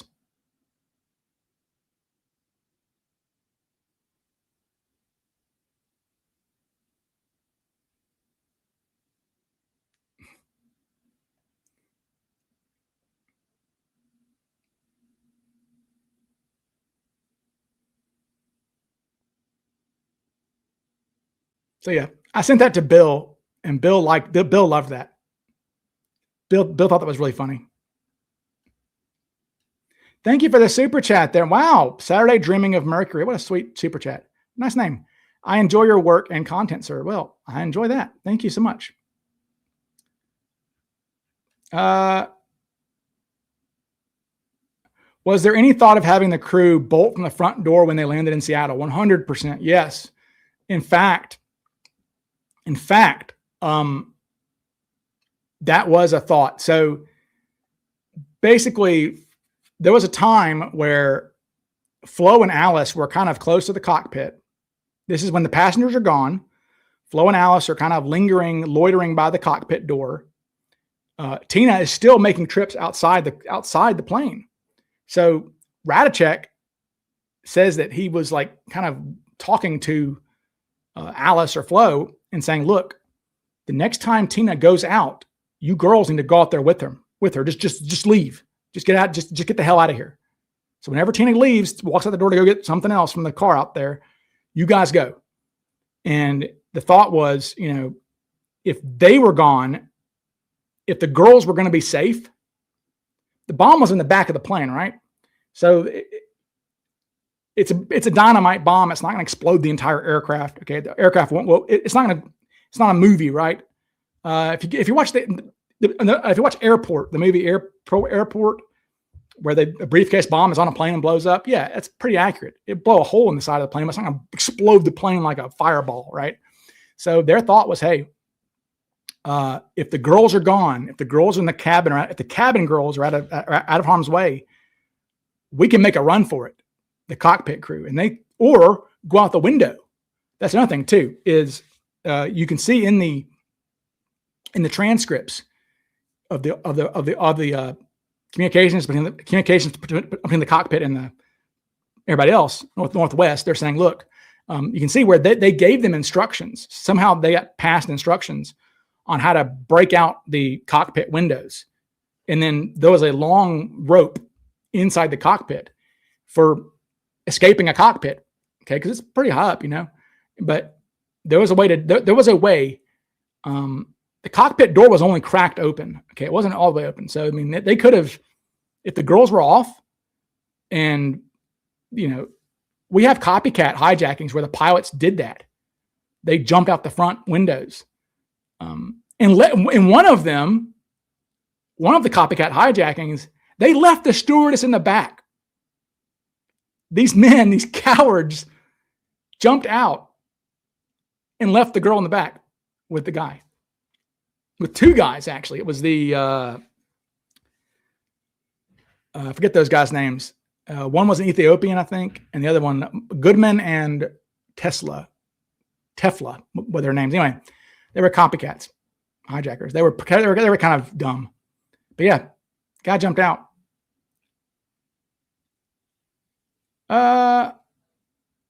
Did they ever think of arming Tina? I mean, no, they're not going to do that.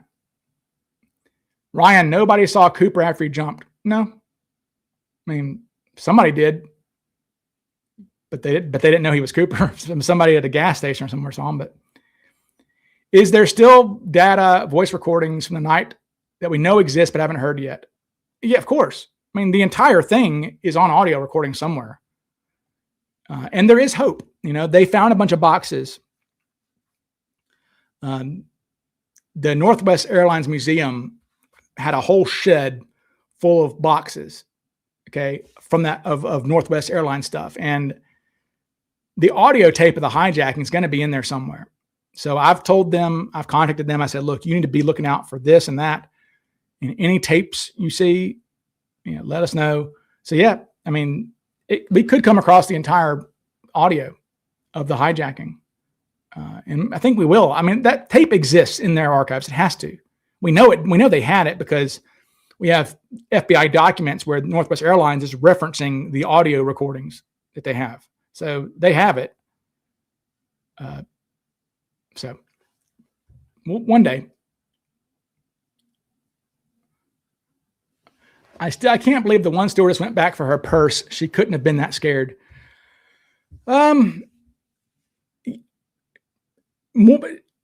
She was more scared of losing her car keys, I guess, than Cooper at that point. I think that Flo, remember, they're back there shooting the bull with Cooper. They had no reason to go back there and talk to Cooper. Okay, if somebody has a dynamite bomb, I'm staying as far the hell away as I can from it. But there's a moment where Flo and Alice go sauntering back to the back. You know, And then, Flo goes walking down, and Flo goes back there to get her purse. It's like she's just walking casually.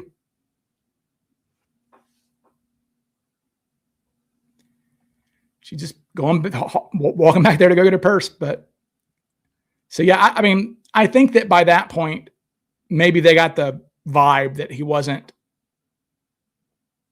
gonna hurt them. I think. Any chance that Flo went back to get her purse because she was holding drugs and knew the purse would have been searched? That's been a thought, but I think more likely Flo was a single woman, 23 years old, had an apartment in Minneapolis. No doubt her car keys and everything else, her wallet and stuff, were in their purse. I don't blame her for going back and getting her purse. I mean, we can see, for example, I think in that photograph, let me check that. I think that, does Tina have her purse in that photograph or not? I'm not quite, I need to check and see if, did Tina have her?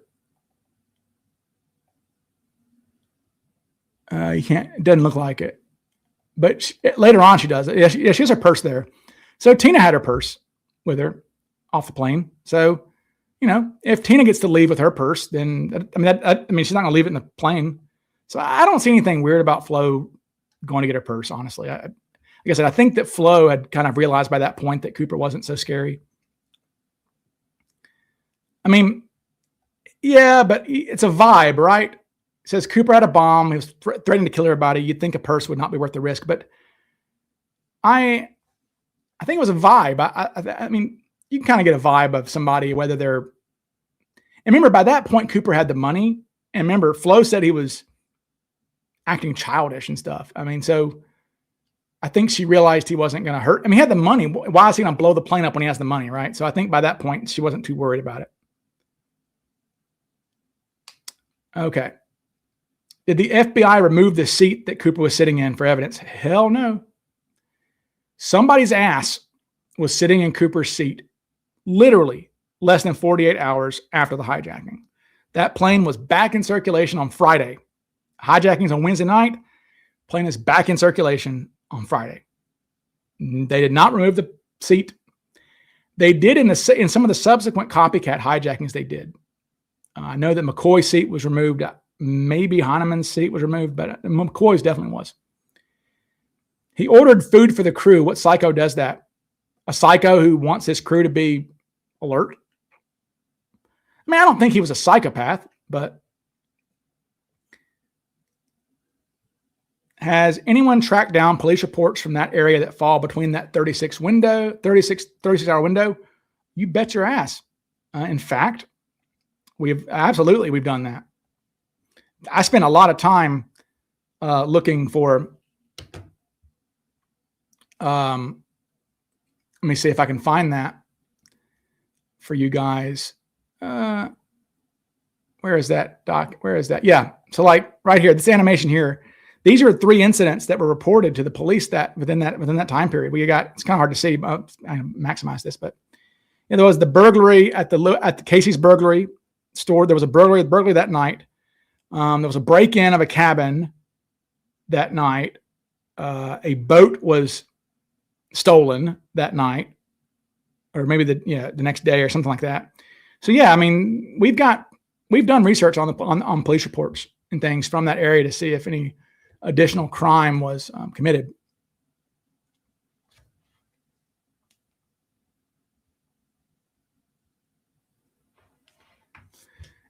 So, all right. Which car suits DB Cooper's character best from those times? Dodge, Pontiac, Cadillac. Cooper. I put Cooper in, what car is that? I forgot what car I put Cooper in. maybe a Pontiac or something. Maybe you guys can help me out. What car did I put my AI Cooper in? I'm trying to remember what it was. I don't remember, actually. Maybe it's somebody would know what he was driving in those videos I've had of Cooper driving around. He was a Pinto driver, a Pontiac. Might have been a Pontiac, actually. That might have been a Pontiac that I have him driving around in. Let me try to find that.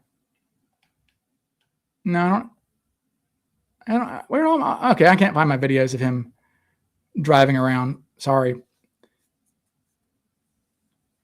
Actually, I can. Yeah, here. What car is this, people? People who know old cars. I forget what car I put him in. What car is this? What is that? I'll show you again.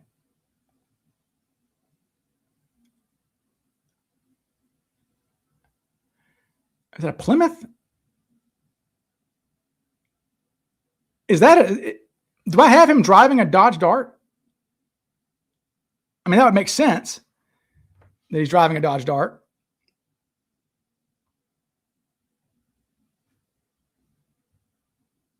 Okay.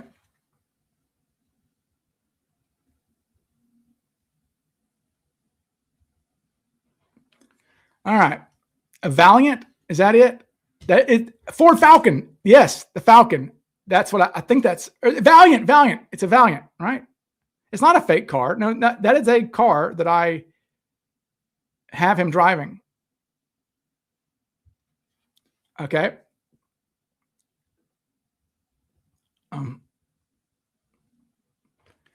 Okay. Colleen Fitzpatrick was confident that she could get DNA from the hair if someone finds it, but as far as we know, it's not out. Yeah, the hair is out there somewhere. So it's a Falcon. The Falcon sounds right. I should have put him in a Mini Cooper, an old school Mini Cooper like Austin Powers. That'd been funny. Ford Falcon. All right. I totally forget what that car was. Anyway. All right. This is a good point here. It's a scary point here. If somebody found Cooper 20s or even a parachute in grandpa's house, they probably wouldn't even know. Yes. The things that would keep you up at night, right? So things that would definitely keep you up at night are someone finding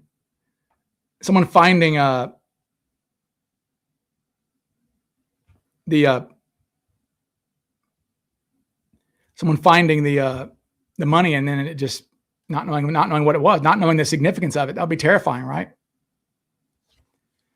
Okay.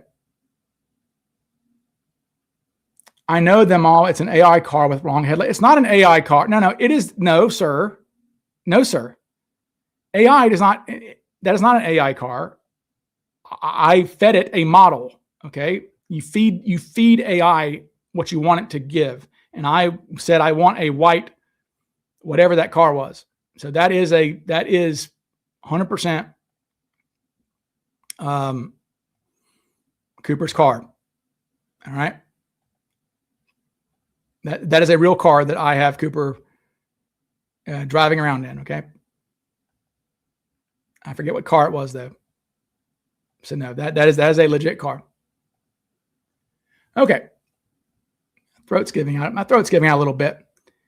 Ryan doesn't like Canadians, but I don't like Canadians. Why do you say that? I like Canadians. Might a van make more sense? A camper. Yeah.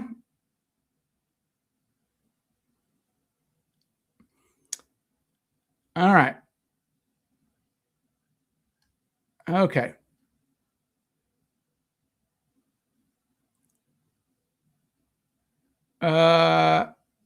Yes, Benzedrine became a scheduled narcotic in 71. So,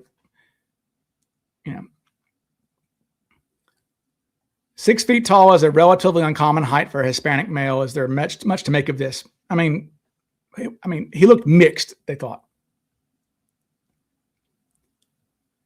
Why do I think Cooper picked the Seattle-Portland corridor? I don't know.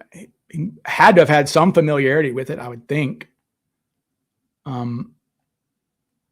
There's a lot of woods there, but I mean, you don't want to jump out in the woods, though. It was definitely sarcasm, people. I don't hate Canadians, Max. Who do you think is DB? I don't know.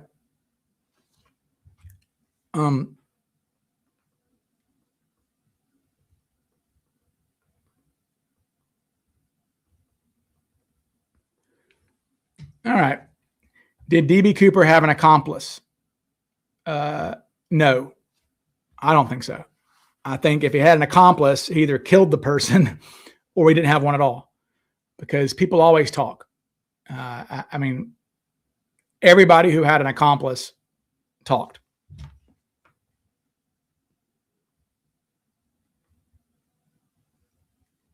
Okay.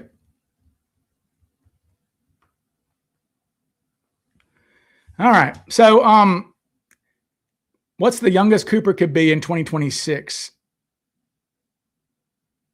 Shoot. If he's 40 and 71, I mean, 95 years old. How could Johnston not be his accomplice? How could Johnston not be his accomplice? Joseph Henry Johnston? I mean, a lot of ways he could not. At what point might you reveal that number one suspect? Whenever the woman gives me permission. I'm working on it. I'm just not a jerk. I'm not going to just put out somebody's father who brought that person to me in confidence. I'm not doing that. People always talk. If it was a brother or a cousin, you wouldn't kill them, and they would keep their mouth shut. You would hope they would keep their mouth shut, but you never know. But I don't think Cooper had an accomplice. I don't. This doesn't seem like his vibe, right? Can I make a video of DB Cooper in his suit driving a Volkswagen bus? Of course I can. I can make Tina Mucklow punch Cooper in the face. So I can definitely have Cooper driving a Volkswagen bus. I can have him driving a Lamborghini. All right. Anyways, okay. Listen, my throat is going out, people. Normally I can give you 3 hours, but tonight I cannot. My throat's giving out. I will have some new videos coming out soon. Anyways, so I got to end the show because my voice is killing me. So, all right, folks. Well, good night. And I will talk to you guys again soon. Please like, subscribe. And if you're not subscribed, I assume you're subscribed if you're watching, people, of course. But anyways, all right, folks. I will talk to you guys soon. Oh, please play a prayer for you. Yes, Dodge Ram Sport. Please say a prayer, everybody, for Dodge Ram Sport. Has to have surgery. You'll be okay. All right, folks. Good night. Adios.